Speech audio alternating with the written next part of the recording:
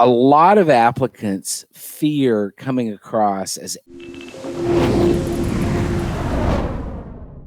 first one up. I love when the question starts. I know Dr. Gray does not like this question, but is 113 hours of clinical experience as a medical assistant over 8 months, quote, enough? Check. I checked it off. Dr. Wright, is that enough? You know what? I think I won't answer that directly. What I would like to say is, as we say with so many of these questions, it depends a little bit on other things in the application. But my feeling is that if there's some shadowing hours, if there's other things in the application, if 113 hours of clinical experience as a medical assistant over 8 months, if that's it, if that's all the students got, I think that's maybe a little concerning to me. That it may not be what I would be looking for. I want a diversity of experiences. I certainly want to see a commitment to medicine. And, if you think about it, 113 hours over 8 months. It's 3.3 hours a week. Yeah, that's not a whole lot. I just did the math. Yeah, that's not much over that long period of time.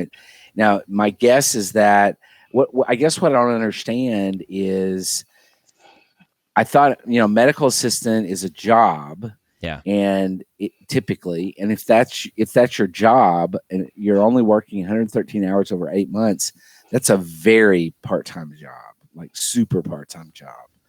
So I guess what I would say is probably not what I would want to see. But again, it depends on what else is there as to what might mitigate that a little bit. Yeah. I hate this question because it's like, is it 8 hours 4 years ago? Is it or 113 hours 4 years ago over 8 months? Is it 8 months past the submission of your application and you don't have any of the experiences to lean on? Is it 8 months just prior? Like there are so many. There's too many questions here. And is that all you have? And if that's all you have, I would say no, it's not enough. Yeah. But yeah, I agree. But you're right that question, just the question in and of itself, smacks of checking a box. Did I do enough to check the box? Yeah. And that's not a good mentality. Nope. It is not. Let me tell you. So today I recorded 5 episodes of Application Renovation, which I'm trying really hard to only pick students who unfortunately didn't get into medical school or currently waitlisted or whatever, who have really good stats. Like the ones that I had today, they were like 3.6, 5.14, 3.7, 5.16. My last one that I just recorded before getting on with you all was 3.99 science GPA, 3.96 overall, 5.21 MCAT. Woo. Wow. And they didn't get in? Only 2 interviews and 0 acceptances, both waitlisted at both schools. Wow. And it's super clear as day in his application why that happened. And I can't reiterate it enough. And Scott, you know this, right? You saw this on the other end, but I see it on this side. You've seen it on both sides, actually, from the pre-L side and the med school side, is students who think that stats are all you need, and that's all that med schools care about. And there are these students out here, and you can call it anecdotal if you want, but there are students out here who are amazing on paper stat-wise, who have 0 idea, at least that they were able to communicate in their application, why they're doing this, that medical schools won't touch with a 10-foot pole. Yeah. You're exactly right. And I remember years ago, I had a student when I was on the undergrad side in pre-health advising where she came in to see me. She sat down. Same kind of situation that you're just describing. Good numbers, great GPA. I can't remember if she had taken the MCAT yet or not. I seem to think maybe she had. But anyway, she had 0 zero clinical experience. And when I raised that as an issue with her, she got super offended, and actually, complained to my bosses and stuff, and that I was being unrealistic and that I was being this or that or whatever. Well, she eventually got some clinical experience. She did get into medical school, and she did come back later and apologize and really express that that she sees now on the other end of things, kind of the bigger picture and stuff. And so I definitely think you're right, Ryan, that the issue is a big one, and medical schools really are trying to be holistic in their approach to these things and not be, just centered in on the numbers. They're looking at what is your commitment to medicine? How do you illustrate that over a long-term experience or multiple experiences, and what does that mean to you, and what have those things meant to you? And that gets down to the so what versus the what kind of thing that we talk about all the time. And so you're exactly right, Ryan. It's not all about the numbers, and it really is an issue of mentality often. Yeah. All right, next question here. If I'm applying to both DO and MD school, should I make my personal statement for a ACOMAS answer why DO, or is why medicine sufficient? I wanted to use the same personal statement from AMCAS. Yeah. So I'm going to give you my answer based on what ACOMAS did. Please. I don't care if you want it. I'm giving it to you. Based on what ACOMAS did last year or 2 years ago now. They changed their essay length from 4,500 characters to 5,300 to match AMCAS. Yep. In my mind, that action said, use the same essay. Yep. Yep. The application doesn't specifically talk about osteopathic medicine. Right. In my new application book, I dig up all of the prompts and what they focus on. Secondary essays are where you will most likely talk about why osteopathic medicine. The personal statement is, why do you want to be a physician?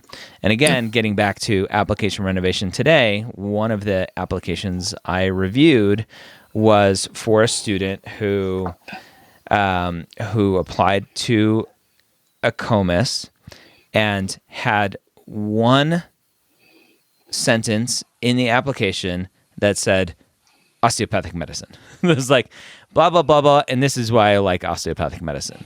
Just completely out of the blue, didn't really fit with the rest of the context of the sentence, but just felt the need, like, I have to mention osteopathic medicine.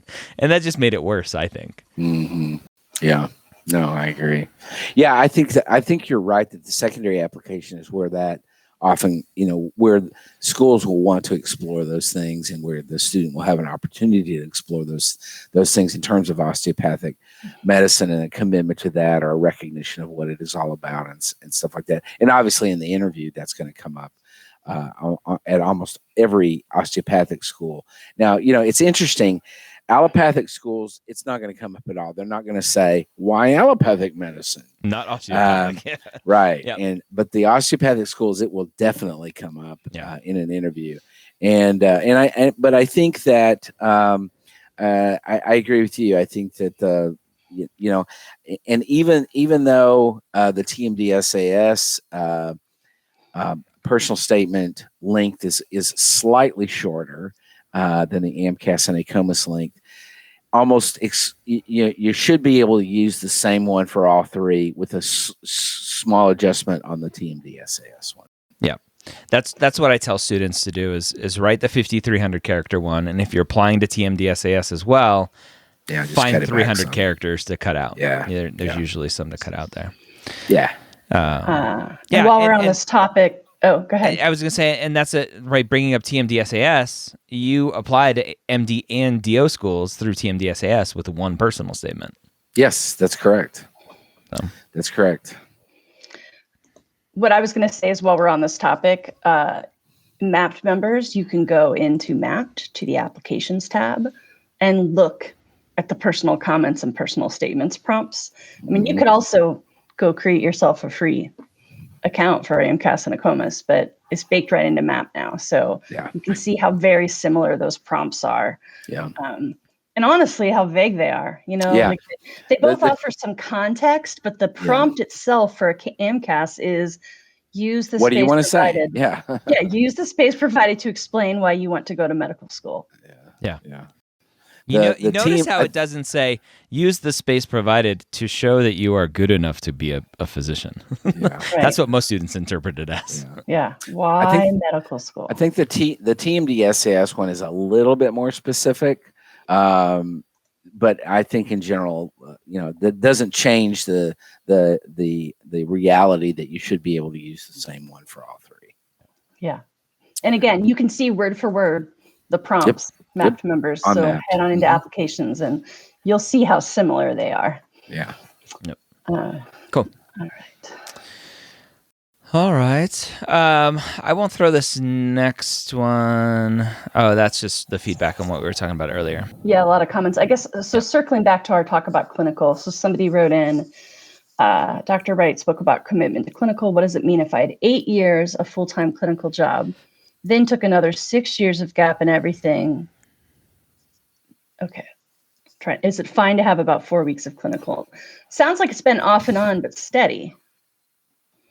That's the way I read that. If I had 8 years of full-time clinical job and then took another 6 years gap in everything that Premed has to do due to personal reasons, I've about 3 years before application, it is fine to have 4 hours a week.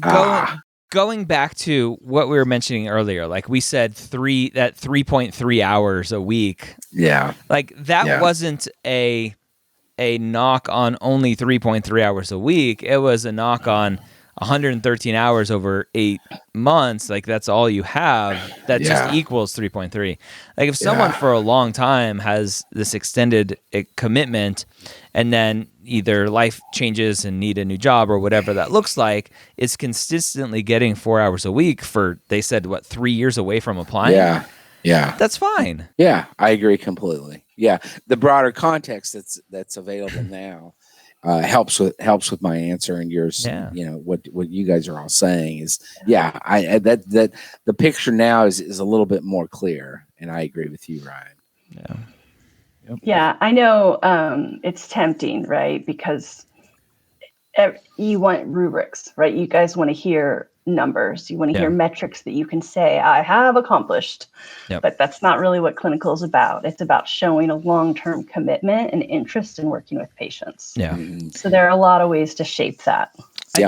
Let me ask you, Scott. So I again, just because it's top of mind, the same student I was talking about, this ACOMAS application earlier, he's an engineer, works full-time as an engineer, does have clinical experience, does have good clinical experiences, has been given feedback that he is not showing that he's committed to medicine because he's not quitting his full-time job where he probably makes a good amount of money to focus on healthcare related things. And I told him, like, you don't need to quit your job. You don't need to go get a low paying job as a scribe or an EMT just to show that you're committed. Now, that's not to say that maybe you work 30 hours a week instead of 40 as an engineer to give you a little bit more time for more clinical experience, but it's not an all or none thing. That's quitting your job. It doesn't make you go, oh, you're committed now. I see that.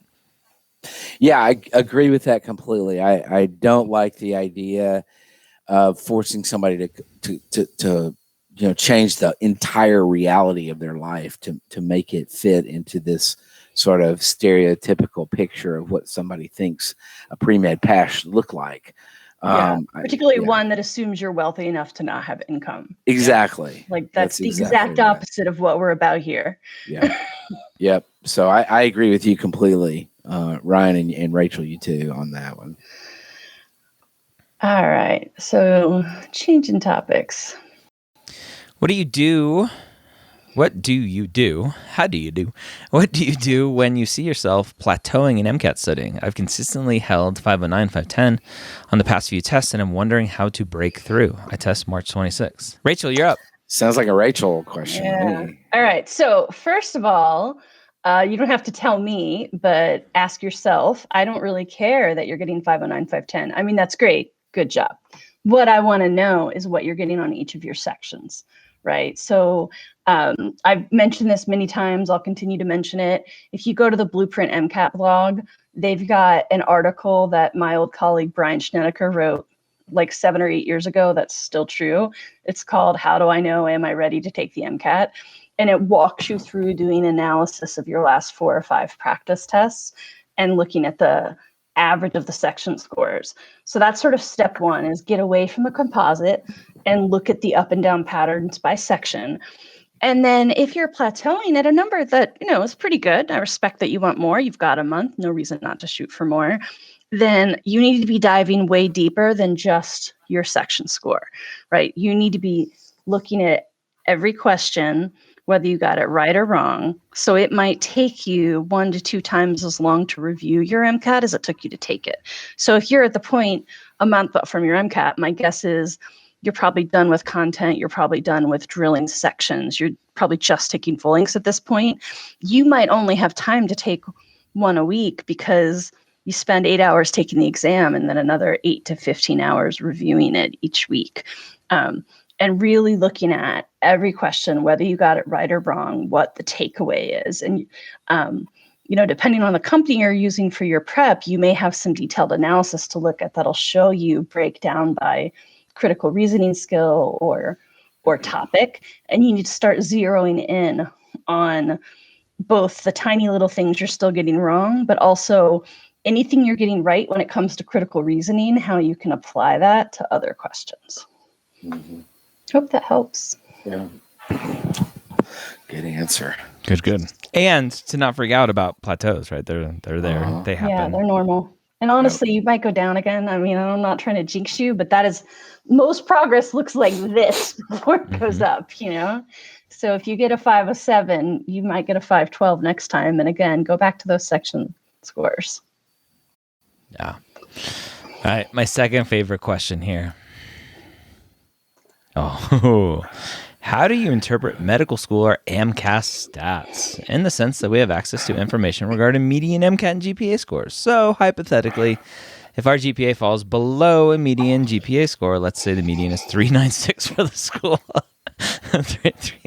Oh, Lord. Then are students already at a disadvantage applying to the school with a GPA MCAT below median? Obvious letters of rec, research, extracurricular play a role, but I'm curious if medical admissions committees have these stats in the back of their mind.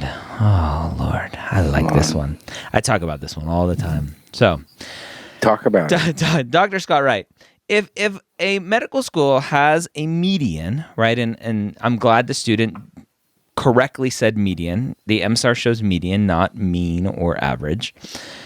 If a medical school has a median, let's say of a 396, as the student says, which is would ridiculous. Not be true. Yeah, that's not true. Anyway, yeah. Let's say it's a 3.8. Let's go 3.8 as a median GPA. And a student has a 3.6 GPA. Should they go, I am not good enough for this school? No. Easy, right? Half of the class has below a 3.8 GPA. Exactly. That is the exact, and that's what I don't understand about this question is it uses this term median, and it's talking about this median, this magical, median of 3.96, and then it says at a disadvantage to applying to that school with a GPA below the median. Well, 50% of the people that got in were below the median. Yeah. So why on earth would you not apply there? Yeah. I just don't understand the question. Yeah. So let me ask, I understand the question because I get it all the time and you do too. The question at the end of the day comes down to especially students who are more limited in their funding in terms of how many schools they can apply to. And that's a whole different conversation about how ridiculous it is to charge per school, which is why I love TMD SAS, and it's just one flat fee, is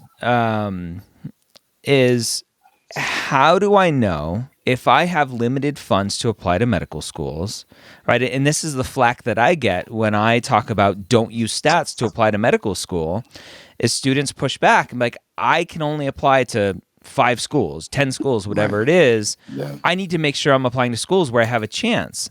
And that thought process alone in my mind just doesn't logically make sense, because assuming you have good stats, not amazing 4.0, 521 MCAT, but you have good stats, and we can't really define that for anyone, but assuming that, at the end of the day, we are lacking data. Scott, and you heard my talk about this in Toronto. Yes. Is medical schools don't publish Correct. their cutoffs. Not all medical schools publish their cutoffs, and schools have cutoffs. And some will say we review all applications, and that just means we don't have cutoffs, but we're still going to rank them highest stats to lowest stats, and we may not get to yours, but if schools would publish over the course of 5 years, right? Their concerns, the excuse that I got was, well, if we publish the lowest MCAT score from the class of 2024, everyone's going to know who that student is. Like, how am I going to know out of a class of 200 people? It just doesn't make sense. And so maybe we publish, like, here's the last 5 years. Over the last 5 years, our average lowest MCAT score that we accepted was a 498 or was a 502, whatever that may be. And our average lowest GPA, science GPA, was a 3.2. Right? That would give amazing detail into a process for students to go, okay, the average over the last 5 years, lowest science GPA was a 3.2. I have a 3.4. Their median is a 3.7. That means I probably have, I'm competitive in the enough ballpark, to still get a look. Let me apply. Right. And so I just, it pisses me off that schools are not more transparent about this process and come up with excuses as why they can't be, to the detriment of students, which is why we see average number of schools being applied to every year going up and up and up and up. Yep. And schools benefit from that. AAMC benefits from that. Liaison and ACOMAS benefit from that. Like, it's a effed up process. So here's what I want to chime in from a different lens, because I think I know, I mean, there's a lot of reasons students ask us these questions, but one of the reasons students fixate on stats is because if you were fortunate enough to have guidance in your college admissions process, you were told that this is the way it works, right? That you got to look at your SAT, ACT, and you got to look at your GPA, and you got to look at your class rank. And then that all of those things matter, not just to get in, but because colleges are also unfairly fixated with their US News World Report ranking, right? So like there's a reason that schools like Harvard will tell kids with 3.2 to apply. They may have a chance of getting in, but it's more about Harvard wants to be able to say they turn away 95% of the applicants. So they're happy to have people apply who aren't probably in league for the class that they're accepting that year, because they want to turn away a lot of people. And med schools don't play that game. I mean, there's a lot with the med school application process that I do think is unjust, or just honestly could just be more transparent, even if it is just. But they're not playing a rankings game like that. And that's where a lot of that data stuff comes from. So and again, I know people are asking this question from a lot of reasons, right? Maybe it's how many schools should I apply to? Maybe it's I'm looking for one that's a match. But the idea of match, right? If you're thinking safety, match, reach, doesn't really work like that with med school. There really are no safeties, for one thing. And I don't think that there's a big distinguishing between match and reach in a process where about 40% of the people who apply get in. Like, everything's a little bit of a reach, and you just try anyway. So I don't know. I mean, we spent a lot of time kind of talking about why this process is unjust. What I want to remind anyone who's really fixated on the numbers is Brian's advice is don't look. Just don't look at the numbers. My advice is, if you have to look at the 10% cutoff. Yep. Mm-hmm. That's my advice Because too. at least if then you you're have getting to. a what? I said that's my advice too. If you have to, then look at the 10th percentile. Yeah. Yeah. But let me extend my rant. Just this is this is I'll give you the spotlight. back up on the soapbox. Oh wait, wrong That's guy. me. That's Wrong me. guy. There you go. All right, I'm back up on my soapbox.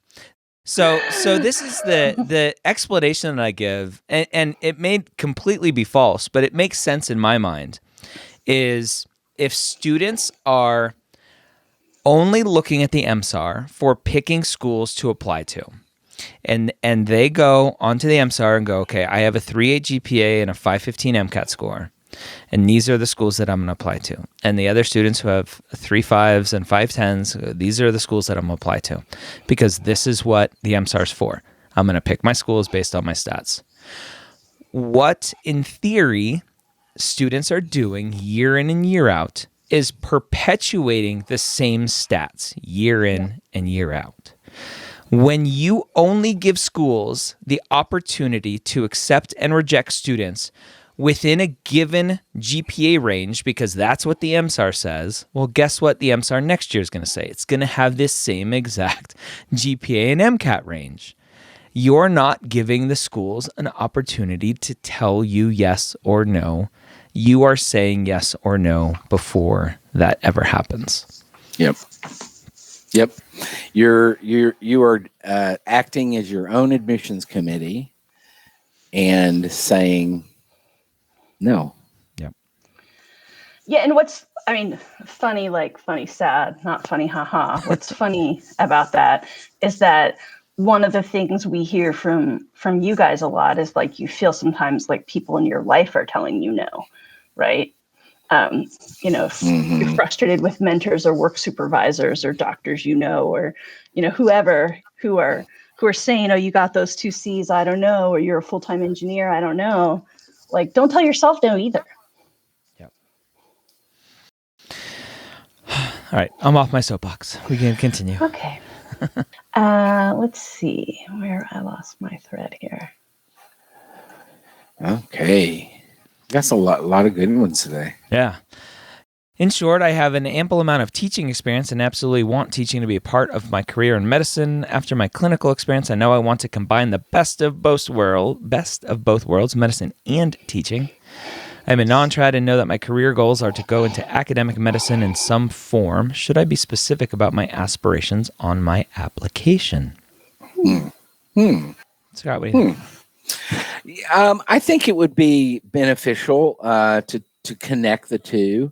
But I think until you're into the environment of medical education and what that looks like, you may not know for sure. But I think from your vantage point early on in the process, I think that expressing how much you like teaching and maybe mentoring, and that you want that to be a part of your career.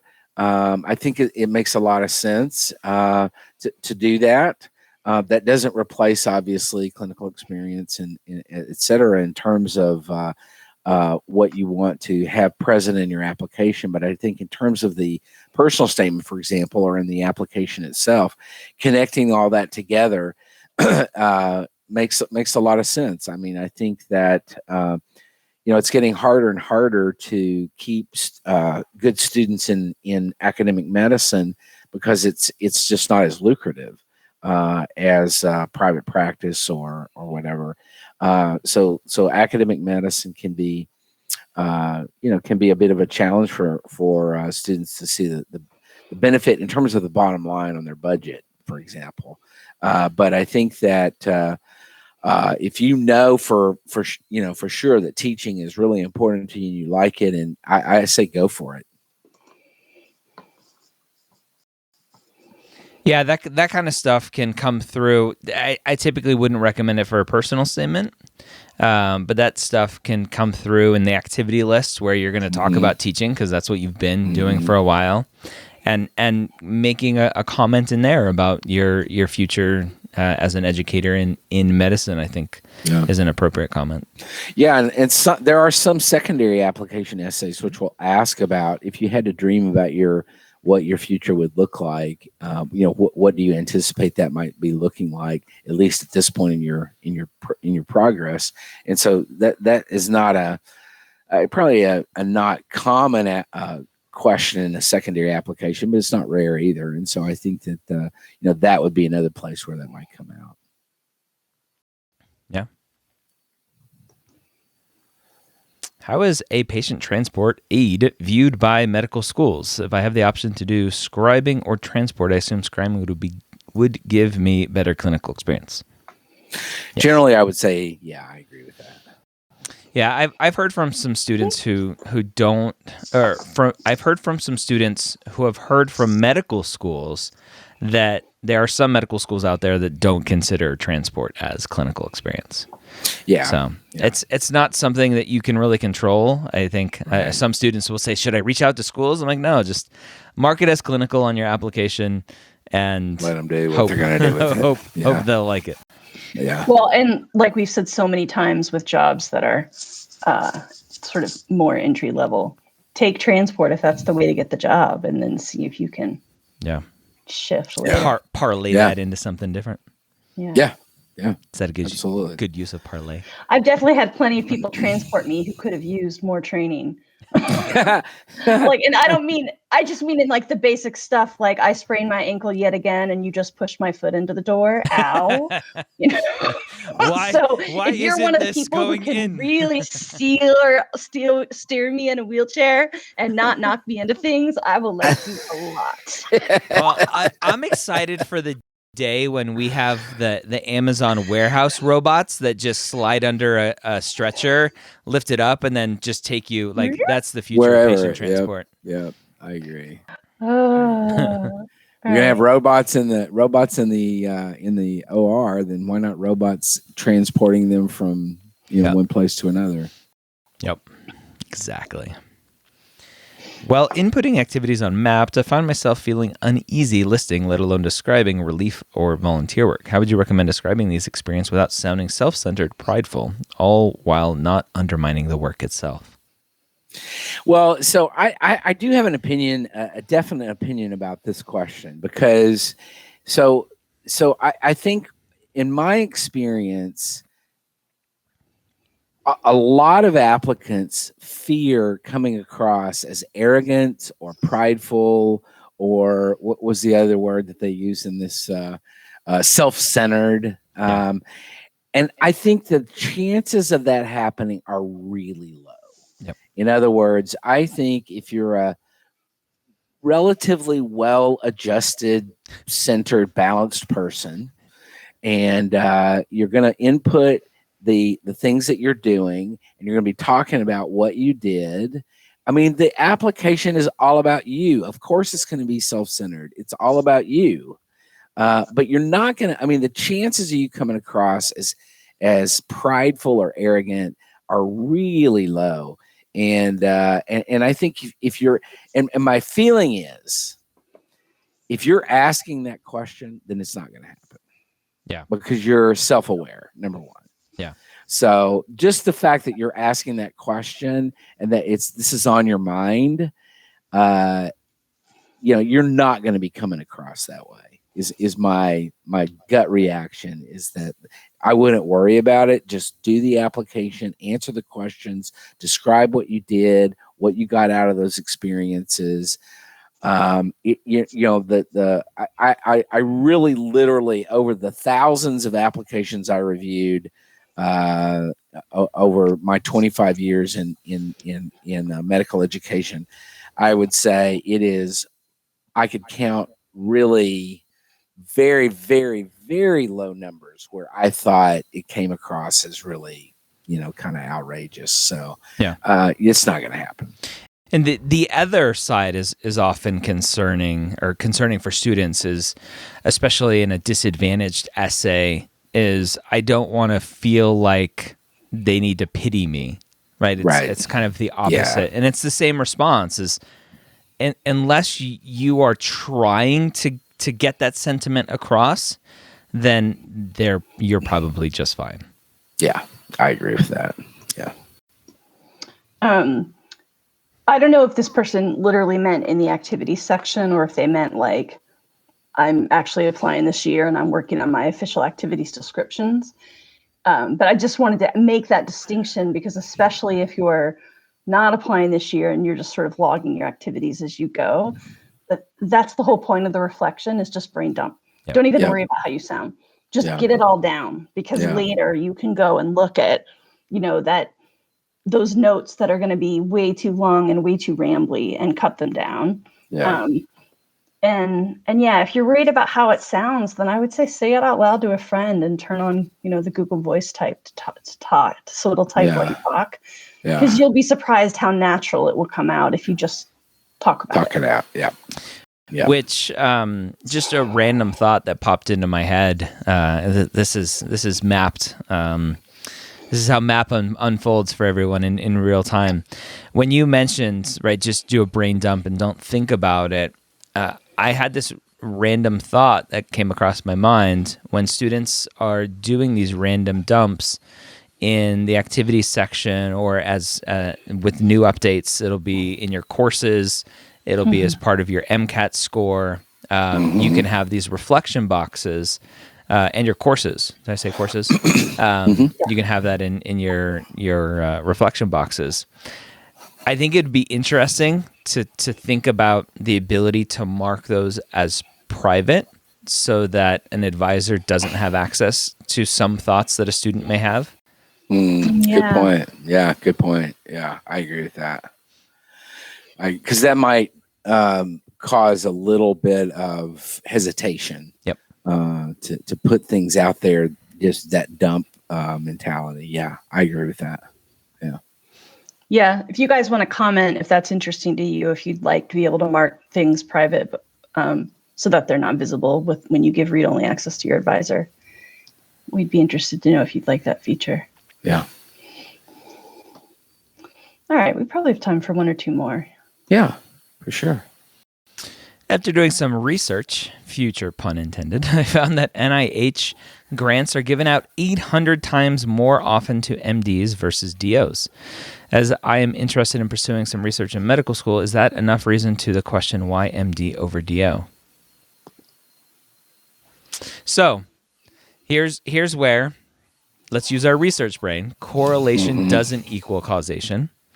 Right. The question is, if this is a true statement, which I don't know if it is, if the NIH truly does give out 800 times more often to MDs versus DOs, the question is why? Is it just MD because they're MDs versus DOs? We don't know, right? That's just what it says right there.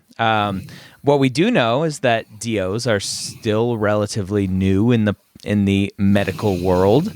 That there are far, far, far more MDs graduating every year than DOs. That MDs, the education has typically access to these big urban academic centers where research is usually being done. And so MD students are typically more exposed to research potentially. And there's also more MD, PhD dual programs than there are DO, PhD dual programs. That's right. That's right. Yeah. So they take that exposure from medical school, the MD students do, and continue that forward in their career.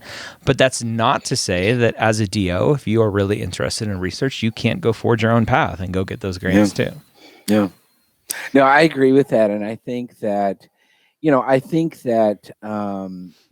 you set your goals the way you set them. But I do think that you have to look when you're looking at the individual medical schools, whether it's DO or ND, you have to look at what are their values, what is their mission, what do they do at their institution, where is their institution located? Is it within the context of a general academic institution, or is it a standalone and doesn't really have any connection to anything outside of medicine? So, for example, I think a couple of good examples for in the DO world are Michigan State and University of North Texas, where these are DO schools, but they're within the context of an academic health science center.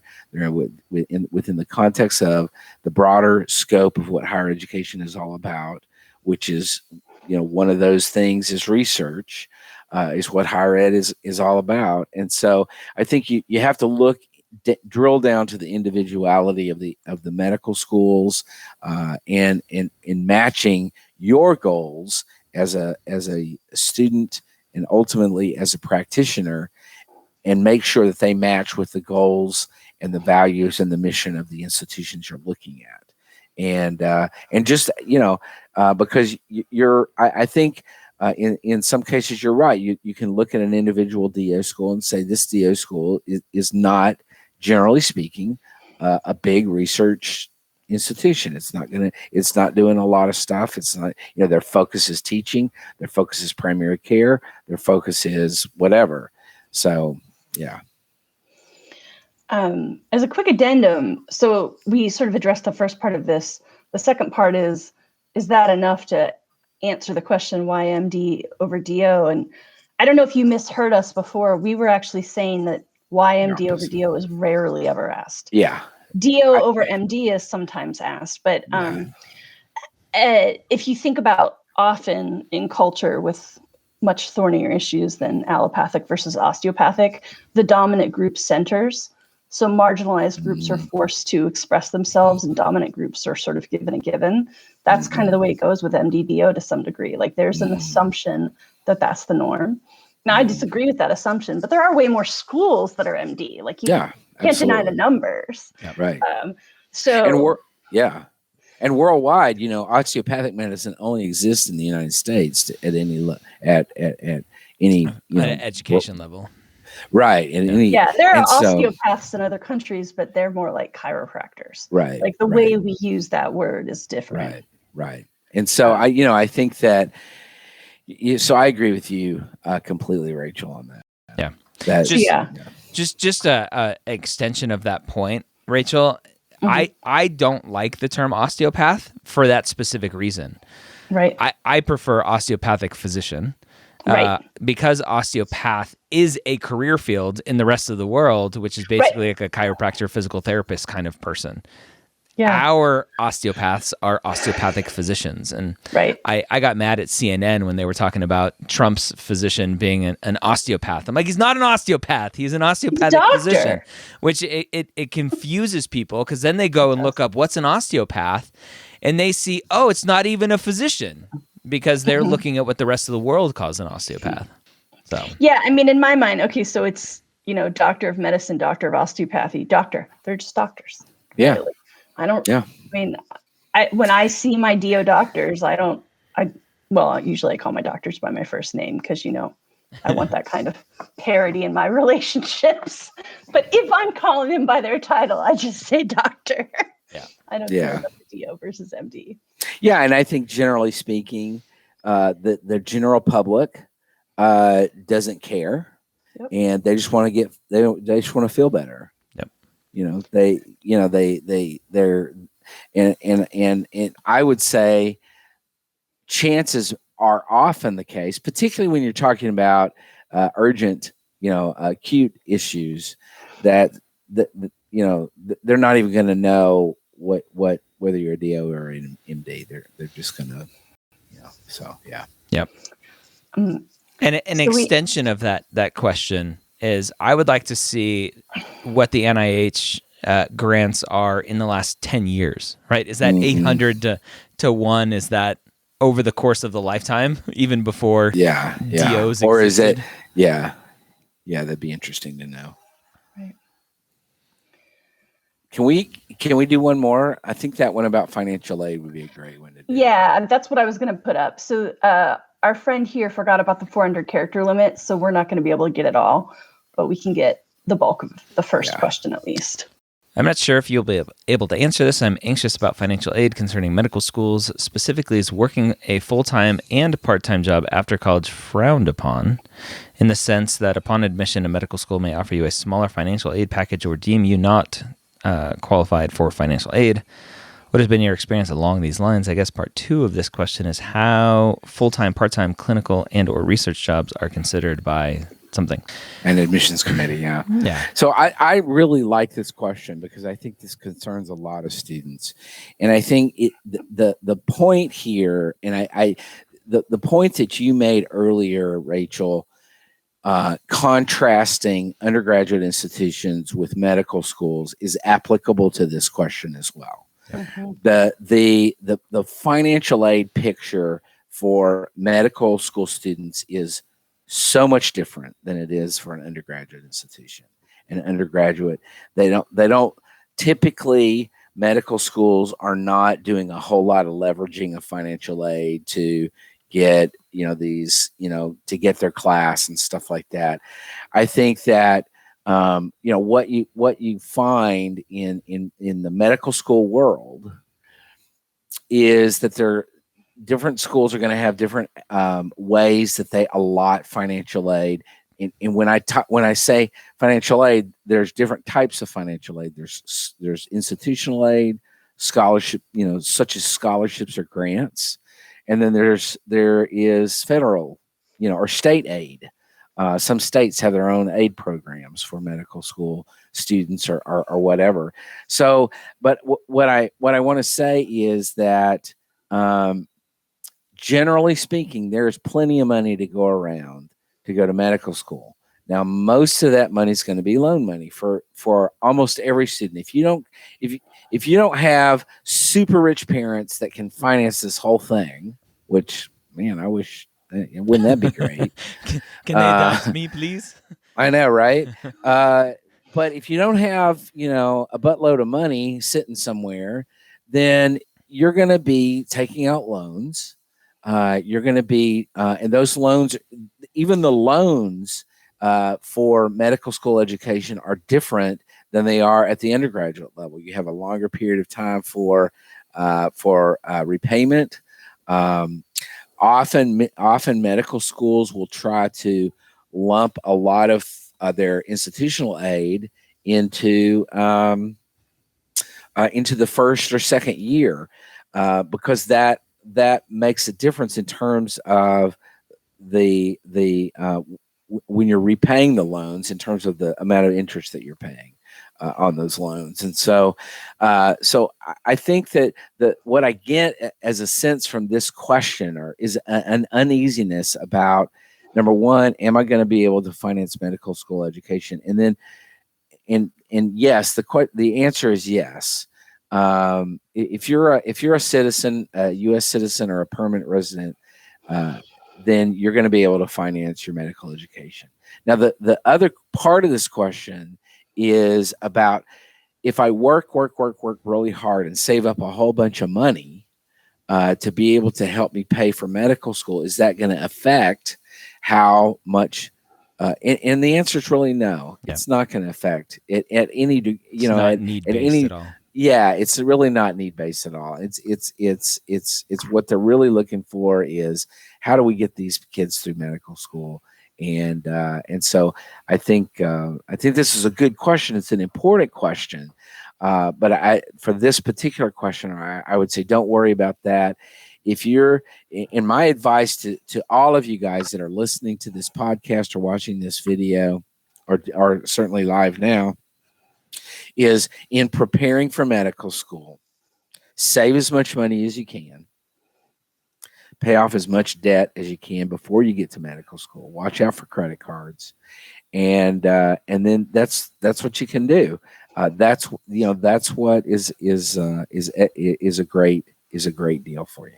Yep. And I remember last year at National Premed Day, we had Travis Hornsby from Student Loan Planner, and he was talking about making decisions that help you save money. And he's worked with paying off debt for a lot of people who have MDs and GDs. And his rationale was, pay close attention to where you live and what you drive, and don't worry about anything else. So You may have to suck it up and get a roommate, or even 2 or 3 roommates. Mm-hmm. You may have to drive a crappy used Corolla. I love my used Corolla. I have a Prius now. I gave my used Corolla to my nephew. Now he's driving it, but I love that thing. But other than that, he was like, if you want the Starbucks, get the Starbucks. If you want the new backpack, if you need the new laptop for school, like just buy it, right? But he was like, just, saving those two big areas if you can. Yeah. And Yeah. I think that attitude to me makes a lot of sense, because you work so hard, little luxuries can go a long way to making you feel better on a daily, weekly basis. But Yeah. you got to save at the big places.